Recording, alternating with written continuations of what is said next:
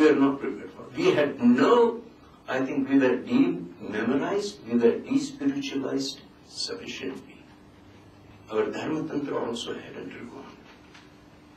So it was not possible. Mahatma Gandhi said that it has taken 150 years for Britain to dismantle us. Give me 75 years. Nobody gave him 75 years. So about governance, that's why I say that, yes, at present all my corporate activities are guided by only, we must have this parliamentary Swaraj. So we have welfare state and we have freedom to do everything. I mean, the level of freedom that Indians today have, I don't think in the world any country has that. No country has the level of freedom that Indians enjoy. Okay, I've got a couple of people lined up. Yeah, please. But I just want to ask a supplementary to that one, actually, if that's okay. Yeah, before please. I move to the next question. I will do Which is, this. how does Swaraj itself engage the state? I mean, what ways does it actually engage the state that exists today? No, I mean, as I said, we are a very small organization. We don't engage state. We engage people. But for example, say, at present we are trying to, at present, for example, we are trying to, say, create some space and dialogue around one issue, which is Naxalism in Chhattisgarh.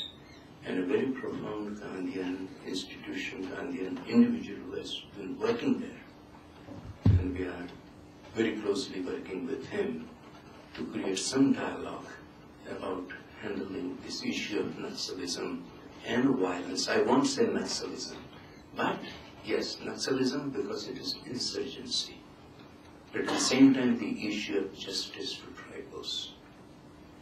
The issue also of the state violence. So there we are trying to do something. Secondly, last year in November, we gathered about more than 100 people from all over the world who have seriously worked on Hindu Swaraj. As I said, let me make a clarification, because many people who work on Hindu Swaraj, but we could not invite them. Many of my very close friends also. Because there are many people who believe in Gandhi. But how many who believe in Hindu Swaraj?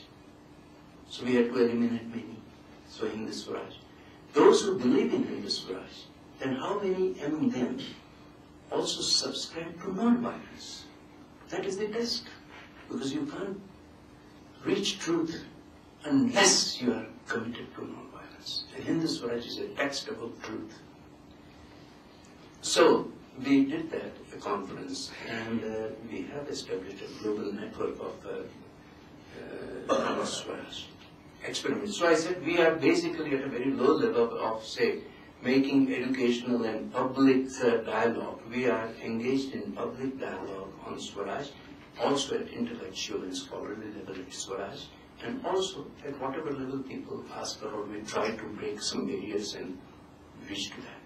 But as I said, we are a very modest organization. Okay, thank you. I've got several lined up now. It's Maya first, and then you. Yeah. Okay. I have a couple of questions, if that's all right. The first is, well, in the larger, as you drew your larger picture of Swaraj, you refer to the importance of unity as a principle, about transcending difference and so on. You spoke against the problem of polarization, the us and them problem. But equally, and when you spoke about Indian civilization, you were elaborating that largely with reference to Hindu Dharma. And I just wondered if, in talking about Indian civilization in that way, are we not in danger of marginalizing? No, I didn't get you that last thing. When you spoke about Indian civilization, you spoke about it largely in terms of Hindu Dharma. And I just wondered if you aren't in danger then of marginalizing non-Hindus who are as much part of Indian civilization as Hindus. Exactly. Therefore, we don't call ourselves Hindu organization. I am Hindu, yes. I don't deny that. I say, yes, I am Hindu born. But for an organization to be Hindu, there has to be a Hindu mandate. there has to be some specific things, and that is restricted. Therefore, we are not a Hindu organization. I didn't mean... As an organization, no, but even in this civilization thing, no, therefore I use the term Indian civilization. I did not say Hindu civilization. I would not say that. No, I would not say that, because saying that has many problems. We cannot discuss it here. There can be another platform for that, or another opportunity for that. Can I ask you a quick follow-up question? Ji. Much of what you were describing as the problems we are facing today have to do with how westernized we have become. Yeah. And you were attributing India's malaise, if you like, to this whole problem of Western modernity. I just wondered again in that context, are we not in danger again of using exactly the kind of polarized discourse between East and West, or India and the West,